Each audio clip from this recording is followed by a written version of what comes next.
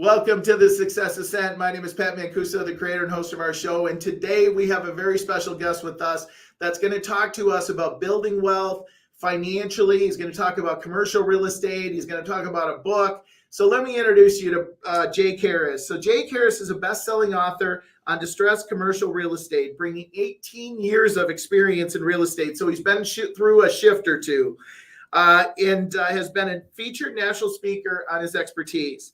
Over the past 6 years, he's managed, developed, and acquired $200 million in projects and over $250 million in development in his pipeline.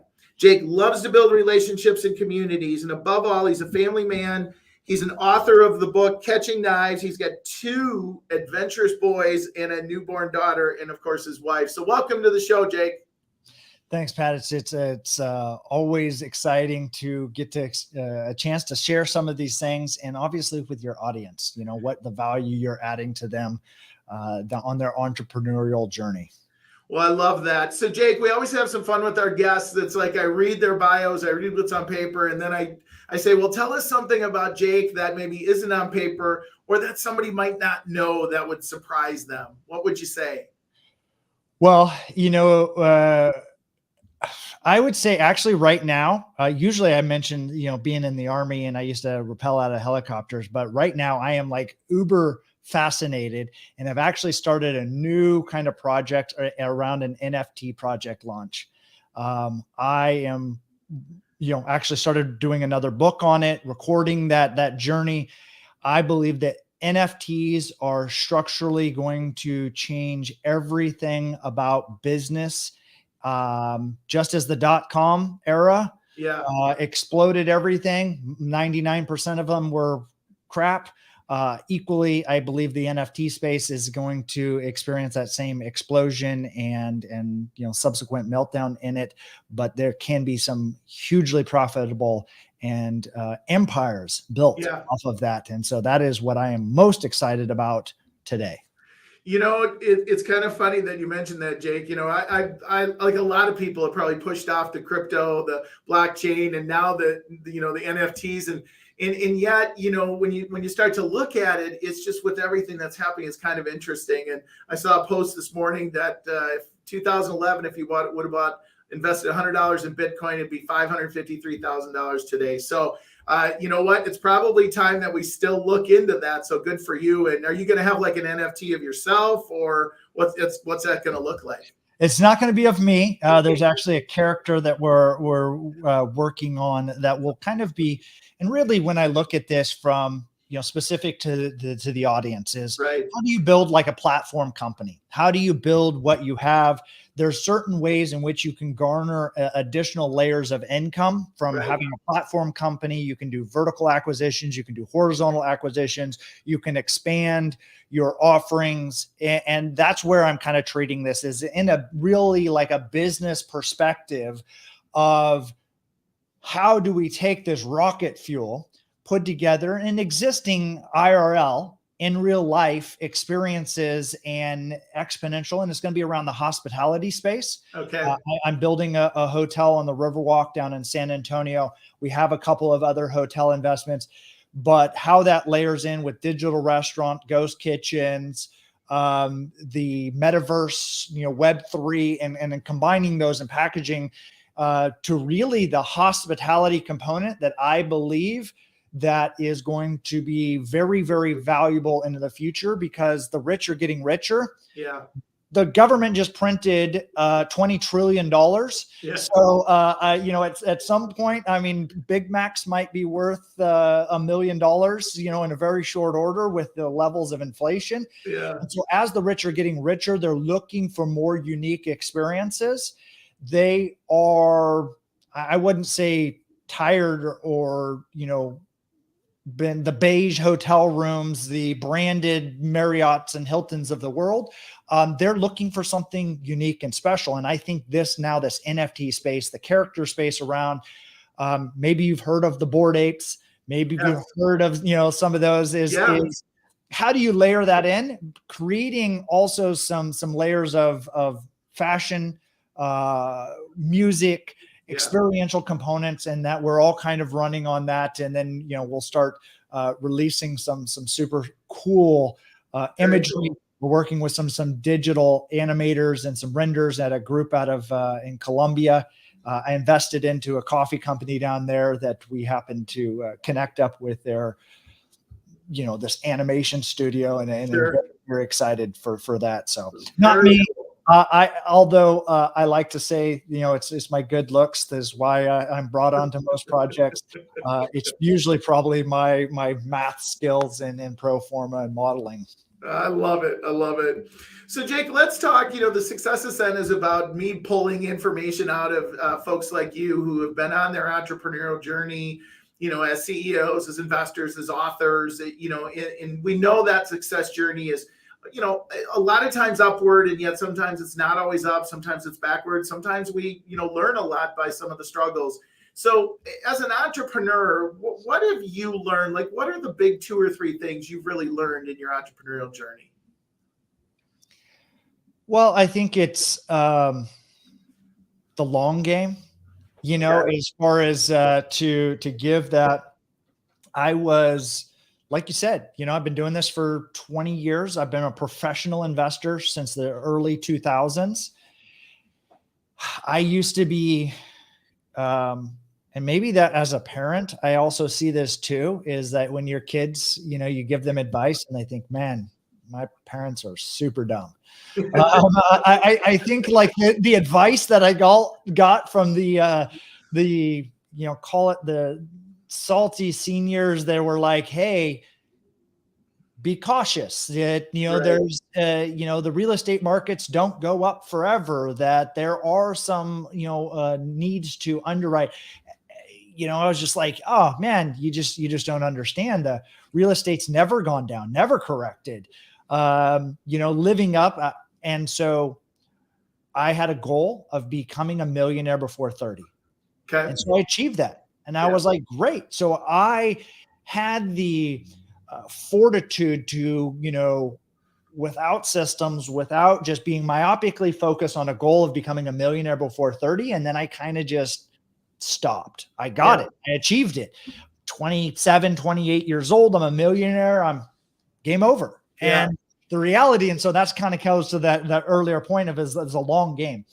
I love the book, James Clear, Atomic Habits. Yes. Because goals are great for setting one-time success, but systems are for predictable and repeated success. And so you default to the level of your systems. So I did not have any systems in place. Through willpower and sheer just motivation of going to achieve this goal of becoming a millionaire before 30, but I didn't adapt it. I didn't add onto that, didn't develop new systems and new goals and new trajectories to what is the next version.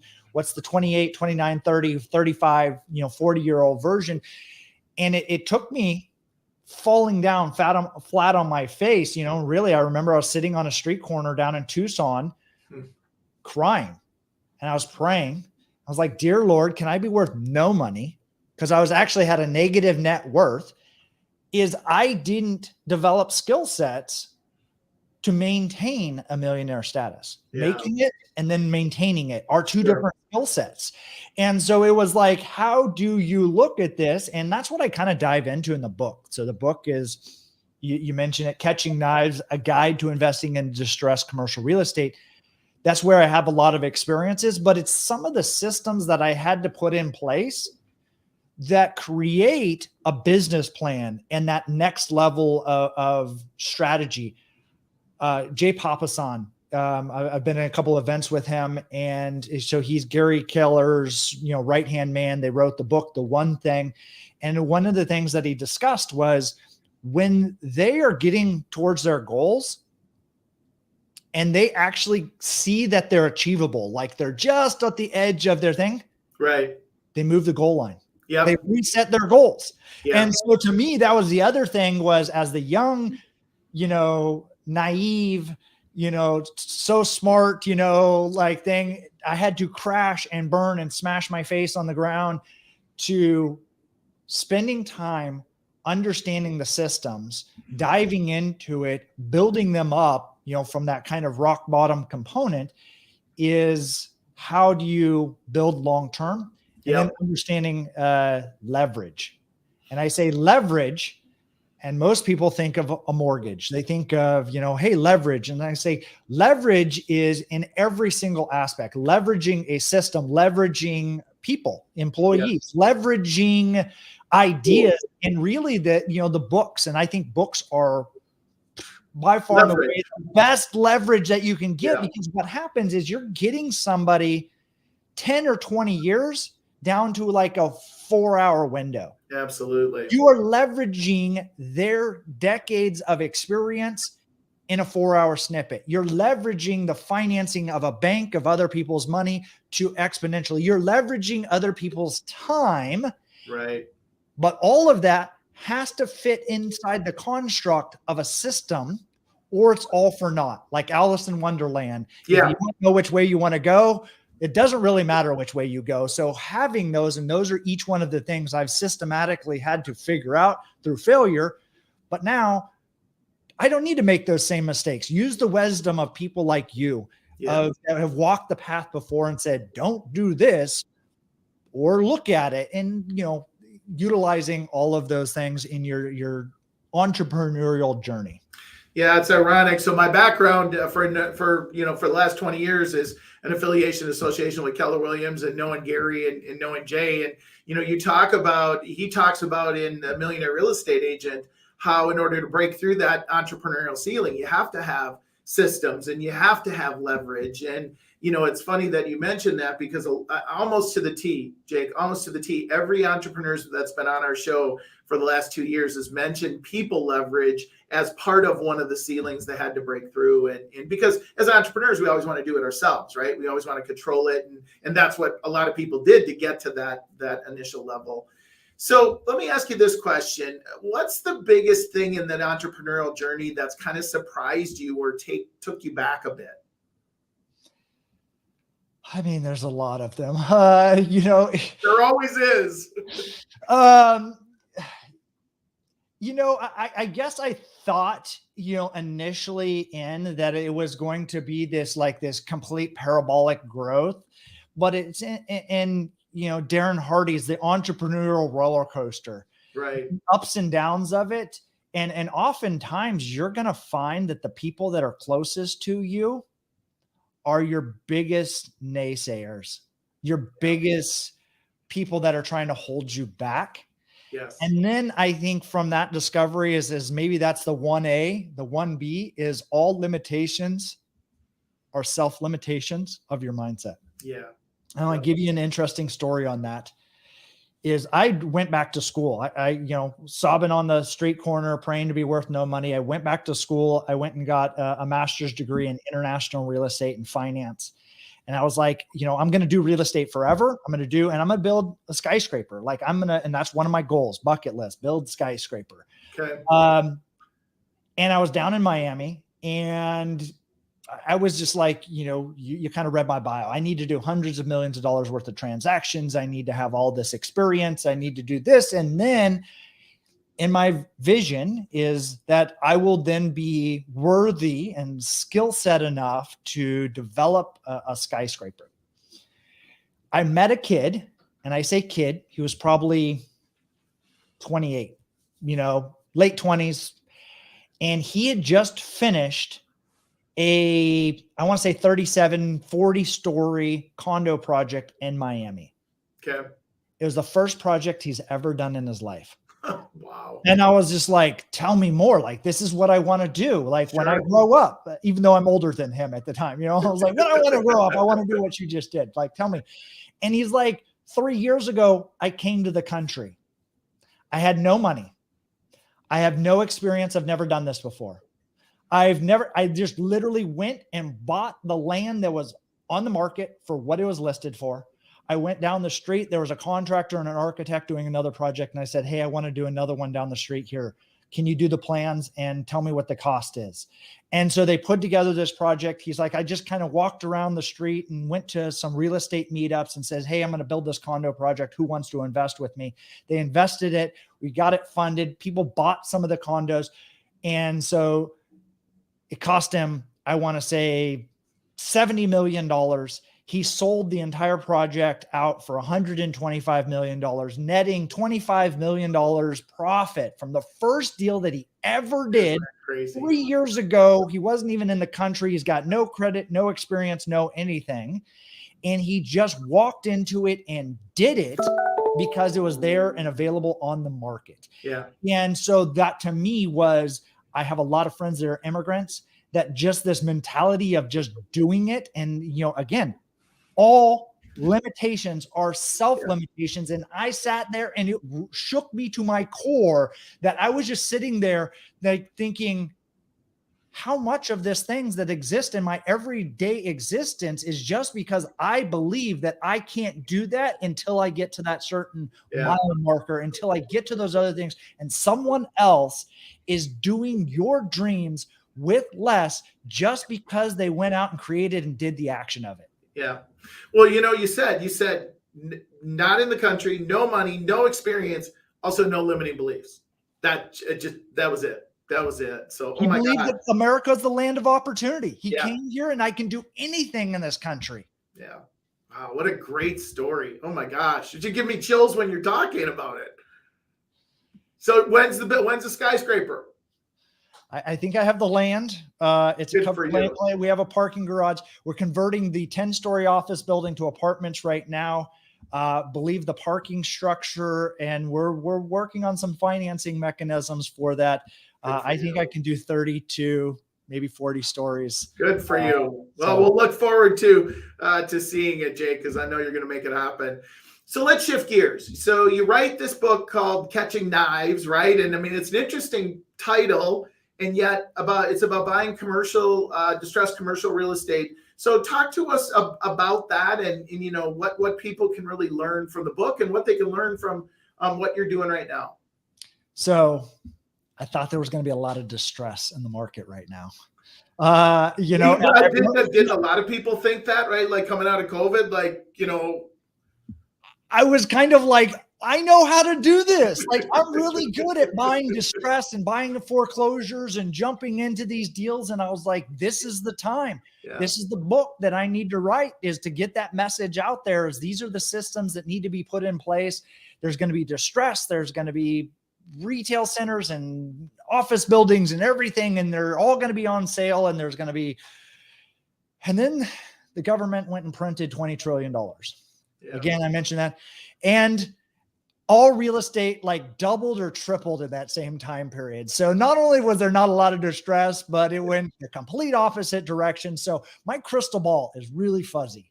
However, like you mentioned, there is distress in all markets. There's distress in markets that go up. There's distress in markets that go down. And really what I talked to was the fundamental structures of a system of understanding a business plan, right, how to execute that.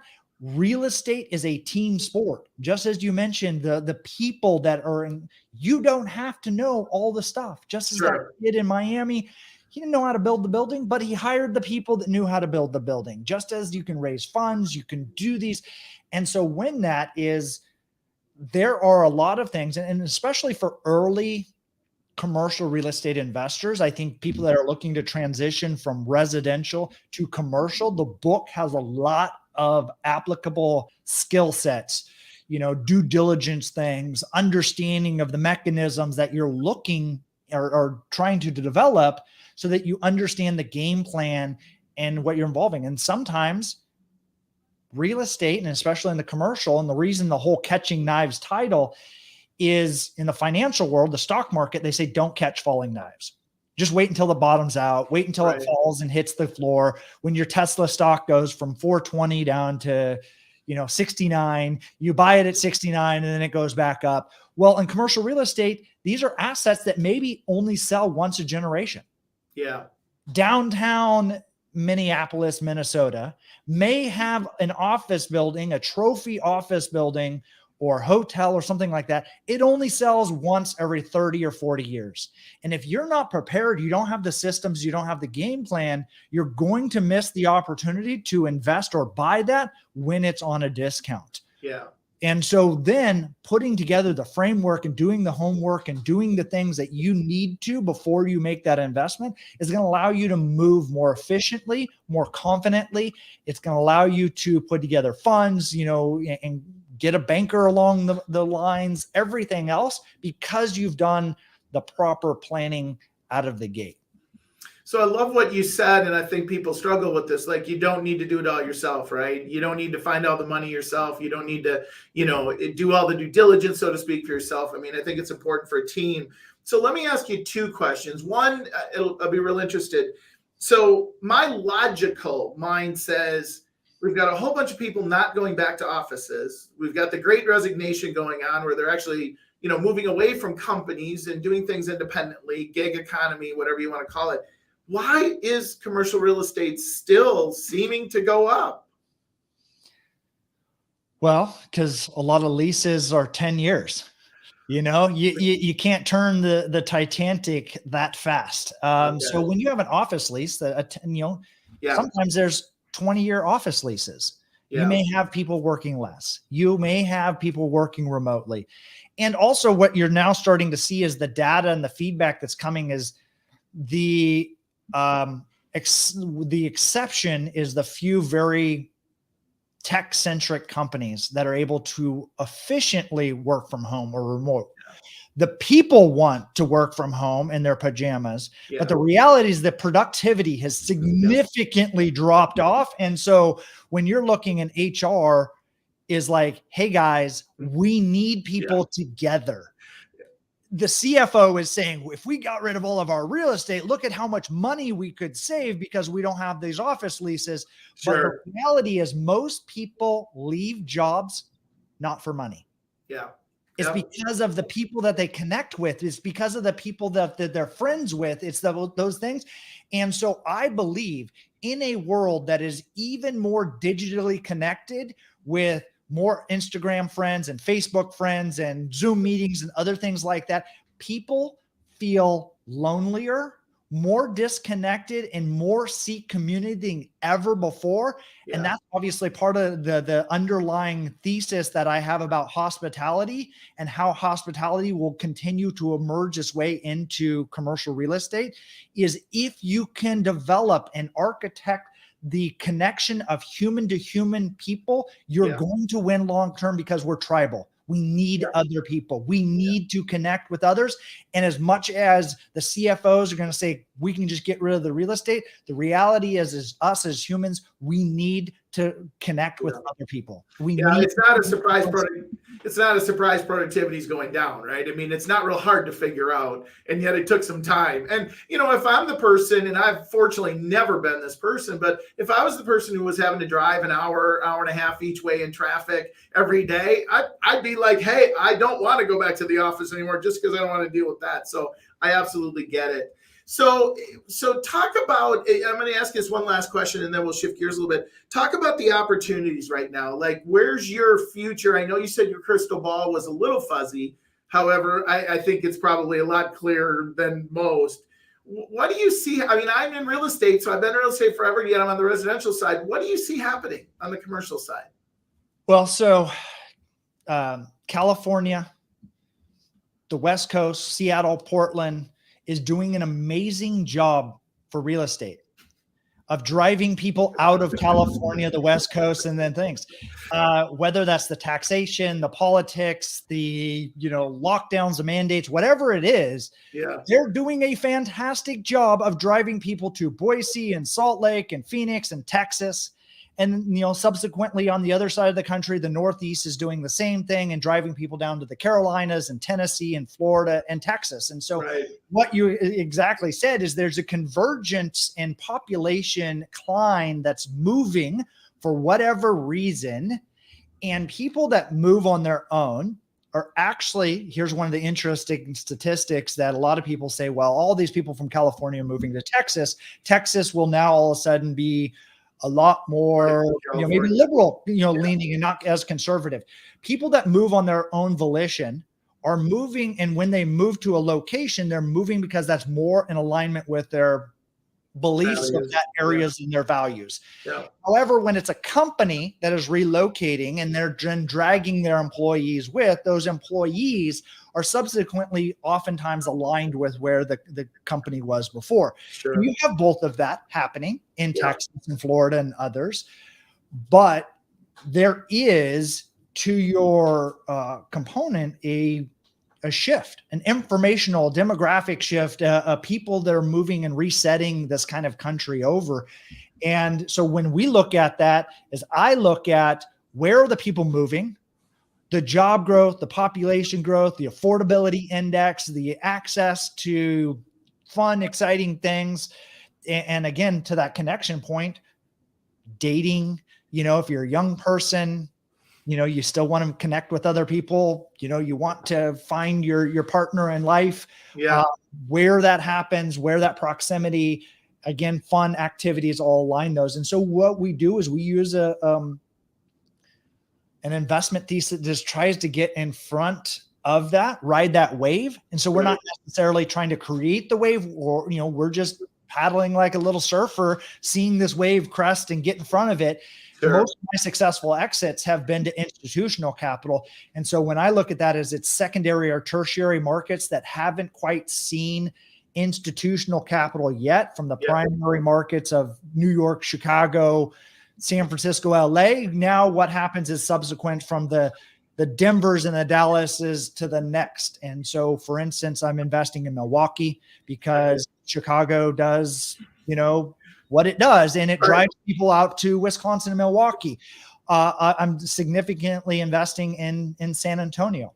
Yeah. Austin, I already did a lot of investment there. I wish I would have bought more in 2015 and 16, but that's a rocket ship that is maybe taken off unless you can tweet out a dog face on, and have your cryptocurrency go up like $5 or $6 billion. Yeah. You don't know how you make some of those deals pencil in Austin. However, subsequent, down market opportunities. Yeah. Just like Sacramento was to San Francisco, like look at these other second tier cities, Nashville to Chattanooga, or, Charlotte to Asheville, and so what we look at is where are these people moving, where are the jobs, where's affordability, where's access to those, and then we invest in those market and assemble little portfolios that we can then sell off. Not only do we get good yield on our initial going in cash flow, but then we have a compressed cap rate that we can sell it off to the institutionals because they want the tried and true proven model that exists. We can just move a little bit faster when there's a one or twosies of opportunity that's starting to emerge in those markets. So let me ask you one last question, and I haven't prepared you for this, and you may or may not be able to answer it, but 2007, 2008, we hit the bottom, and, a lot of people think it was partly the government that in residential. Now I'm talking residential, so I'm going to tap your institutional hat for a second. We put a lot of money into the market. We brought buyers out, got them, gave them an opportunity to buy single family residential houses, but there was a lot of investment money at that time, that bought a lot of single family houses. And we're in this huge inventory shortage right now in a lot of markets in the country. And I think in part, and this is why I'm looking for your perspective, I think in part, a little bit of that is those institutional investors haven't put those properties back on the market, which tells me they're still not feeling like we're at the top of the market yet, because they're always really good at that, right? They're always good at the bottom and they're always good at the top. Am I hallucinating in this thought process, or is there any type of reality to what I'm thinking? They're never going to sell. So to give you your point is, institutional investors, Blackstone, Invitation Homes, Colony Capital, Tricon, the others, I've sold to them. I've, worked within some of those organizations.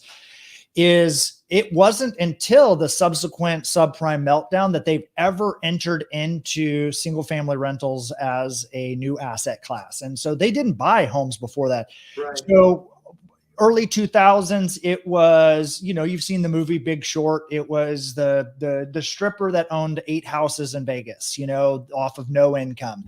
It was people coming from LA over to Phoenix and buying, 3, 4, 5, 6 houses. By the time it was built, it went up $75,000 in value. Yep. And they never lived in it. So we were overbuilding and oversupplying the, residential, units that we needed as a country. And so there was an overbuilt environment in the mid 2000s, 2003, 4, 5, 6, overbuilding from, the demand. There's about 1 million new residential units that we need every single year from net population growth, immigration growth, other things like that. There's some, call that does not account for, like you said, institutional buyers taking some of these and buying them and taking them off the market. That factors not just single family homes, but also rentals, residential apartments in total. And so what happens is we underbuilt the market. We stopped building in 08, 9, 10, 11, 12, 13, 14, 15, 16, 17. So what, we needed a million net. We had an oversupply. And if you actually track this just to supply and demand, is underbuilt. In about 2012, we equaled and had equilibrium. Pricing was moving and falling down from 08, 9, 10, 11, 12. Like when I was buying houses in 09, we were looking at the market. The house is going to be worth less in 6 months than it is right now. How can we time this and price it appropriately that we make, when we were buying it at a big enough discount? In 2012, when that equilibrium of pricing of supply and, built units, the prices, and if you look back subsequently, that's when the prices of real estate have only gone up from 2012 up until 2022. And we've underbuilt in 2012 and 13 and 14 and 15 and 16 and 17. And so that amount of unbuilt or unmet demand has been growing and growing and growing. And we're currently sitting somewhere at 4.5 to 5 million residential units short in the United States. It is not evenly dispersed across the United States. Right. It is not like there's parts of Ohio or Illinois or Indiana or other things in the Rust Belt where they have more houses and the very stagnation of homes that people don't really want that much, or they're very low price. And so when you look at that, again, to the demographics of looking, it is much more focused on where the job growth, the population growth, and the clients are moving. And so you're having a heavily weighted structure into the Sun Belt, Arizona to Florida, and kind of smiled up. So when you look at that, is we do not have capacity to build enough houses or apartments to chip away at that demand yet, even at record home building activity and apartment building activity, where it can only at best chip away about 500,000 homes a year. And if we have a 5 million home deficit, it could take a decade for us to get back to equilibrium from pricing. And so that's where the institutional capital is looking at this, is we will have rent growth, price appreciation. And really we're facing a ceiling on home building activity because of the price of material, the price of permits, the price of land. Is I also believe we're not going to be able to supply the demand that exists. And that's only going to cause real estate prices to go up and up and up in an inflationary environment. And so you have to look at that in a different lens than what it was like in 2000 and what it is there. And it's a different kind of a couple cycles back to where we see that real estate could have, fundamentally speaking, a very good next decade. That doesn't factor into printing money. Howard Marks mastering market cycles is consumer demand, because you can have fantastic fundamentals, but if people just don't want to buy anymore, or they want to continue to room up, or they want to do other things, or the sentiment shifts, it doesn't matter sometimes what the fundamentals are. So you have two teeter-tottering effects that, if they're both in alignment, you see what is happening right now, and double-digit price growth in almost every single market. Well, and I appreciate you giving that clarity from the having the insight in the institutional side, because that, I've been in real estate since 1987. So I've watched this as a franchise owner, as a coach, as a consultant, and I felt like, yeah, there was something different, and you just validated it. Not only is it different from the institutional perspective, that it's different for other factors, like at no other time we've probably experienced in our generation. And so that's why the reason I asked that is a lot of the people that I coach and consult with, I'm like, this inventory shortage is not going to go away for a while. And the only thing that would bring it back is massive numbers of properties, which isn't going to happen on the build side and isn't going to happen on the institutional side. So thanks so much for sharing that. I think it's just amazing perspective. So let's shift gears, and this has been awesome, Jake. In fact, we've gone longer than we talked about going, so hopefully you got still a few more minutes. I do. I have more time, so I am fine for that. Good. Well, you've just been providing such great insight. What's the best advice that you've ever been given that hopefully you followed, and what did you learn? Oh man, there's been so many people that have helped me along my path. So I'd say number one is, I mentioned earlier, leverage of books. It took me until my 30s to really start reading. It is unbelievable the amount of information that you can extract from books. I know podcasts like this, I know video snippets and YouTubes and things like that have value, but I think it's also a much smaller leveraged amount of information that you can get. And so I would say read books, read, and encourage that. And if you don't like reading, read what you do like. Yeah. Until you get, then that becomes a habit that you can create that. And I'm trying to instill that and incept that into my kids, is to get them that love of reading, because I think it is the one consensus thing that almost everyone that I have met that has been successful is an avid reader. Yeah. I'd say almost every single one. Maybe there's one or two that are dyslexic and they have a hard time doing things, but they listen to audiobooks or they're in person with those people. Yeah. But without fault, I believe it is reading is the number one best advice that I could possibly give. Well, and I loved what you said earlier, and I may not get it exactly, but you said condenses, books condense down 20 years of people's learning into, a 4-hour read. And I mean, oh my gosh, what a great perspective. So let's tip that upside down. What's the worst advice that you've ever been given that hopefully you didn't follow? And if you did, what did you learn? My worst advice was probably my own advice. And it was that real estate's never going to go down. It was like, oh man, I don't know what you old timers are thinking. No, real estate always goes up. The real estate market would have to go down 20% for me to, go underwater. What do you mean I shouldn't use copious amounts of leverage? So that was the worst advice, was listening to myself and when there was opposite and opposing advice out there. So again, yes, there are limitations. They're all your own self limitations, but also don't believe your own bullshit. Yeah. Well, in 2007, 2008, remember, we thought the world was, collapsing, right? And the one thing that Gary Keller always said, says, real estate's never gone to zero. Like, find a place where real estate's ever gone to zero. It just never has, right? I mean, I'm sure there's an exception to the rule. And yet you look at 2007, 2008, and you look at how long it took to come back from a massive, bottom shift. And it wasn't all that long. It seemed like longer, but it wasn't all that long. So that's great advice, not to what you talked about.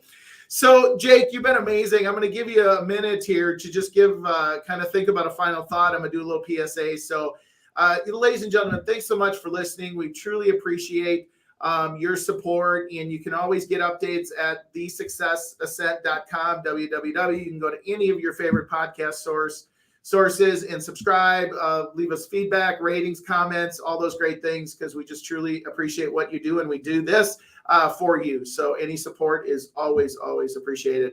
So Jake, take us out here. What's a final thought? And then I'm going to share your website, and as it's scrolling down the bottom, give us some final thoughts.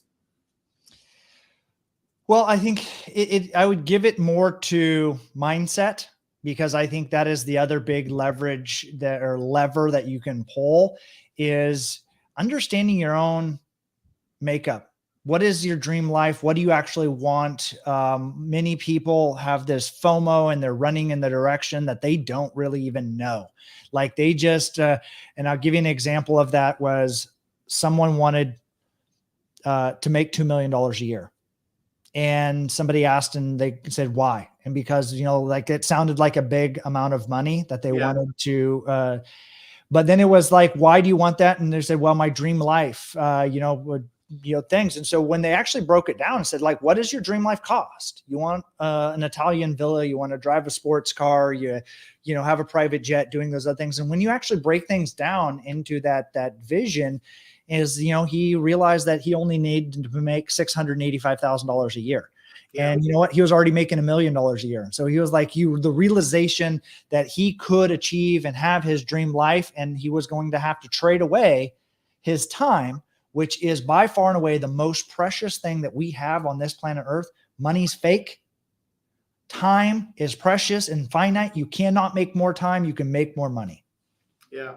I keep looking for the drive-through franchise where I can buy more time in every city I go to, and I still haven't found it yet. So I am with you there.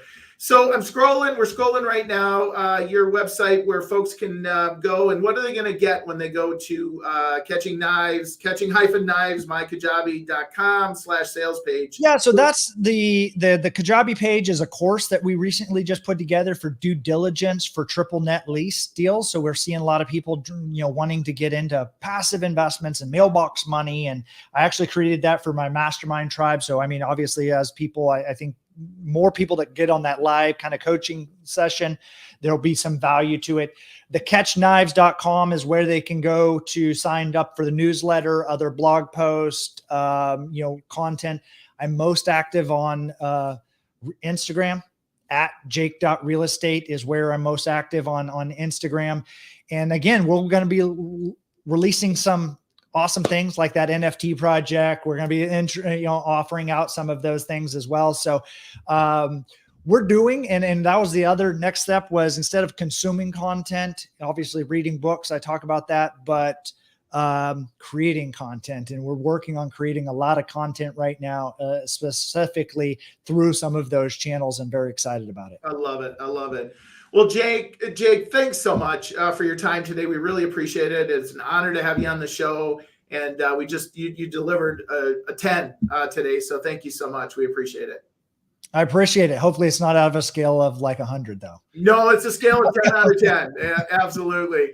Ladies and gentlemen, our listeners, as I end every show, be happy, be healthy, be safe until the next time we see you. Take care.